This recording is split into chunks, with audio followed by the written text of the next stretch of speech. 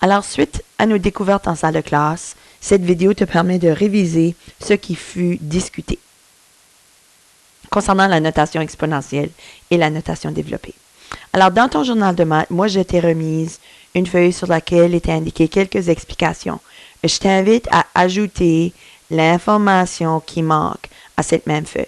Alors, la notation exponentielle, c'est lorsqu'il y a un facteur unique qui se répète.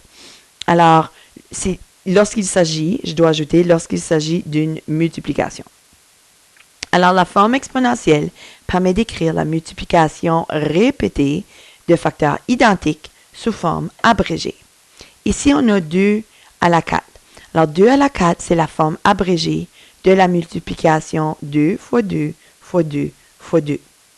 L'exposant indique combien de fois tu dois multiplier la base, c'est-à-dire multiplier la base par elle-même.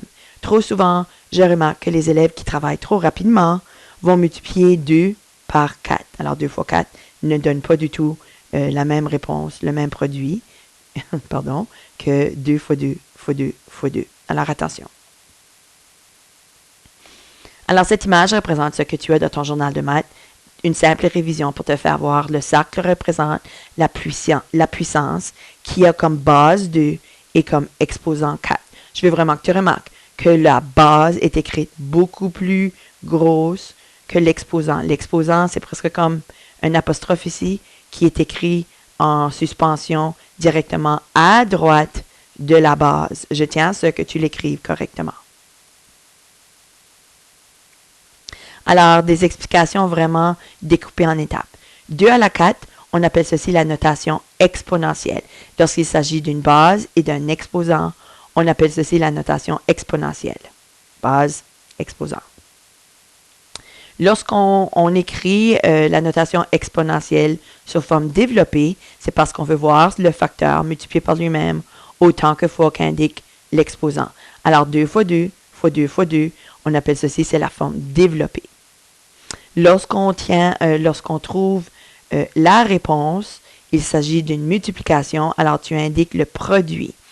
Le 16 ici représente la notation normale. En d'autres mots, c'est le produit de 2 à la 4 ou c'est le produit de 2 fois 2 fois 2 fois 2. On peut aussi dire que le 16, c'est la 4e puissance de 2. Tu n'as pas à retenir toutes ces informations, sauf que c'est très important que tu remarques c'est quoi, ou que tu saches c'est quoi la notation exponentielle, la forme développée. Et lorsque je veux la notation normale, j'espère que tu te souviens que c'est le produit que je veux que tu m'indiques. Très important de remarquer la position où se situe l'exposant. Un exposant s'applique à la base qui le précède, c'est-à-dire qui vient directement avant, alors qui le précède immédiatement. Ici, j'ai 2 plus 5 au cube, ou 5 à la 3. L'exposant 3 s'applique uniquement au 5. Surtout lorsqu'on va travailler avec PEDMAS, il faut que tu remarques si l'exposant est à côté d'une parenthèse ou directement à droite d'une base. Alors, 2 plus 5 au cube veut dire 2 additionné à 5 fois 5 fois 5. En d'autres mots, 2 plus 125. Alors, la notation normale de 2 plus 5 à la 3, ou 2 plus 5 au cube, est 127. Remarque la différence de mon premier exemple du deuxième. Ici, j'ai 2 parenthèses qui me forcent à faire le calcul à l'intérieur. Puis, par la suite, je vais faire l'exposant, comme PEDMAS l'indique. Tu peux voir cette vidéo portant sur PEDMAS afin de te rafraîchir la mémoire. Alors, ce qui est à l'intérieur de la parenthèse, l'exposant s'applique à ce qui se trouve à l'intérieur de la parenthèse. Alors, on a une somme qui est égale à 7. Alors, on peut répéter la parenthèse 3 fois parce qu'on peut dire, bon, ben, c'est la parenthèse 2 plus 5 fois 2 plus 5 fois 2 plus 5. 2 plus 5, c'est 7. Alors, c'est comme si on dit 7 fois 7 fois 7, qui est égal à 343. Alors, tu peux répéter la parenthèse, solutionner, puis ensuite trouver la notation normale, ou tu peux tout simplement directement travailler à l'intérieur de la parenthèse, ou trouve la somme immédiatement et appliquer l'exposant qui revient au même. Mais ici, on a sauvé une étape. La notation normale est la même. Alors ici, une petite diapositive sur laquelle sont écrites des questions. Alors j'aimerais que tu figes l'image, tu sors une feuille, parce que cette diapositive numéro 6, ce n'est pas la seule diapositive qui te demande un petit travail. Alors, sur une feuille lignée, j'aimerais que tu puisses noter le titre de la parenthèse. Que dis-tu? Indique-moi le numéro, c'est la page 6.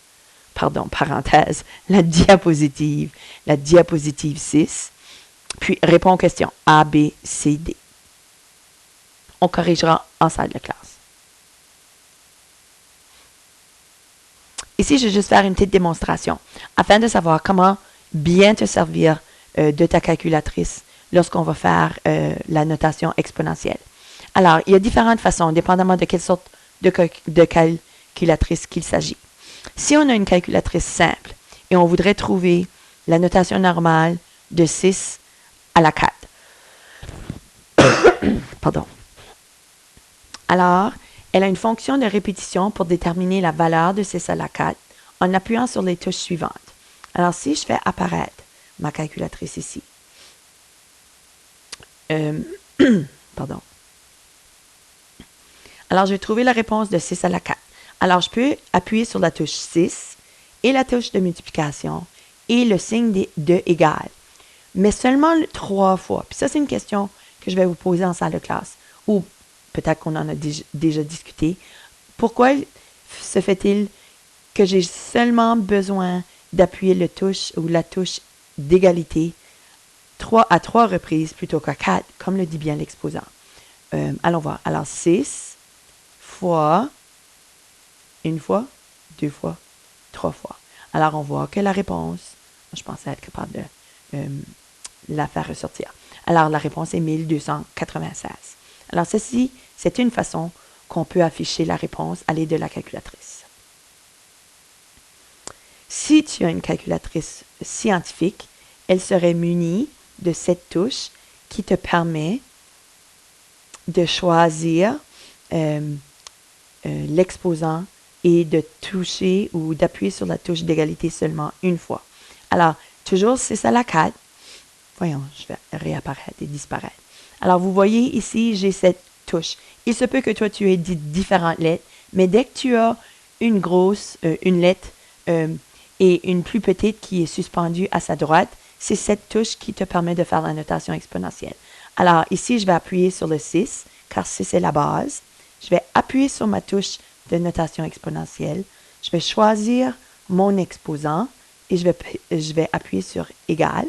Et c'est la même réponse que nous avons trouvée à la page 7. Et si tu as une toute simple calculatrice, qui est d'ailleurs une bonne calculatrice standard, c'est important que tu puisses soit te servir de du signe égalité ou tout simplement appuyer sur la touche qui représente la base aussi souvent que l'exposant l'exige. Alors ici, on avait 6 à la 4, j'ai oublié d'écrire. Alors il reste qu'il faut appuyer sur la touche 6 4 fois. Alors 6 fois 6 fois 6 fois 6 égale 1296. Nous allons pratiquer ceci davantage en salle de classe. Une observation que j'aimerais que tu puisses faire afin de comprendre la raison pour laquelle l'exposant 0 donne toujours comme réponse 1. Toujours. Sauf dans le cas du 0 comme tel, où est-ce que on peut trouver une, je pense que c'est une notation normale, indéterminée ou infinie. Mais ceci aussi, on en parlera davantage en salle de classe. Alors, ici, j'ai énuméré des notations avec 2 à la puissance 2 ou avec une base 2. Alors, si j'ai déjà énuméré ou j'ai déjà indiqué la notation normale, je vais te faire voir que si je divise, au lieu de faire ma multiplication, que je divise mon 64 par 2, il est égal à 32. Si je divise mon 32 par sa base, ou la base 2, c'est égal à 16. Si je divise le 16 par 2, c'est égal à 8. Si je divise le 8, ma souris fonctionne pas très bien, c'est égal à 4. Ainsi de suite. Je divise mon 4 par 2, c'est égal à 2. Pour arriver à la toute fin, où j'ai le 2 exposant 1, ou 2 à la 1, est égal à 2. Si je divise le nombre par lui-même, j'obtiens 1. Alors, mon exposant qui est maintenant le 0 me donne comme réponse 1. Tu peux faire l'expérience ici avec des puissances à la base 10, où est-ce que j'ai 1 million. Si je divise par 10, je vais obtenir 100 000. Si je divise par 10 de nouveau, obtenir 10 000. Si je divise par 10, je vais obtenir 1000, divisé par 10, 100, divisé par 10. Alors, lorsque je remarque mes exposants diminuer jusqu'à l'exposant 10 à la 1, je vais diviser le dernier que je peux faire, que je peux diviser par 10, me donne 1 comme notation normale. Alors, il faut juste savoir et retenir que toute base ayant exposant 0 donne 1 comme notation normale. Alors ici, c'est un peu ce que je viens de vous dire. Je vous invite à le lire. Un nouveau mot qu'on va voir à l'occasion aussi, l'exponentiation. Alors, il reste que je pense que tu peux retenir les premières lettres qui veulent dire exposant. Alors, on remarque que l'exposant indique le nombre de fois que le nombre apparaît comme facteur. Mais remarquez, 5 à la 0, 15 à la 0, 8 à la 0, 22 à la 0, tous égales à 1. Alors, la puissance d'un nombre est le résultat de l'opération d'exponentiation. En d'autres mots, nous, on va faire la notation exponentielle. Maintenant, la notation développée. C'est lorsque tu vas décomposer un nombre avec une puissance à la base 10. Ceci aussi, je pense que c'est quelque chose que vous avez travaillé et non pas seulement en 7e année. Alors, mon nombre ici, 849, je peux le décomposer en ayant le 8 qui est bel et bien dans les centaines, 8 fois 100, plus mon 4 fois 10, car le 4 est dans les dizaines, plus mon 9 fois 1, car le 9 est dans la position des unités. Maintenant, je dois quand même respecter le développement décimal lorsqu'on fait la notation développée, c'est-à-dire que je veux quand même voir des exposants dans ta notation développée. Alors, 8 étant dans la position des centièmes, c'est la même chose comme si je disais 8 fois 10 à la 2.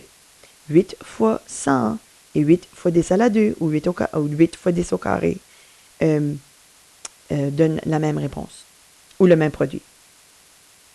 Alors, on a 4 fois 10 à la 1 et remarquez, c'est 9 fois 1. Pour obtenir mon 1, j'ai exposant 0. Alors, on a pratiqué, on continue de pratiquer ceci en salle de classe. Et toi-même, tu vas te pratiquer avec les exemples que je fournis. Alors, j'avais 32 045. Alors, moi, je me suis permise d'ajouter cette première ligne de développement pour m'assurer d'avoir la bonne notation développée. Tu peux sauter cette première ligne si tu comprends bien la notation développée. Si elle te cause des ennuis ou des erreurs, je vais probablement t'encourager à utiliser la première ligne, c'est-à-dire 2 étapes. Alors, on a 3 fois 10 000, qui est la même chose que 3 fois 10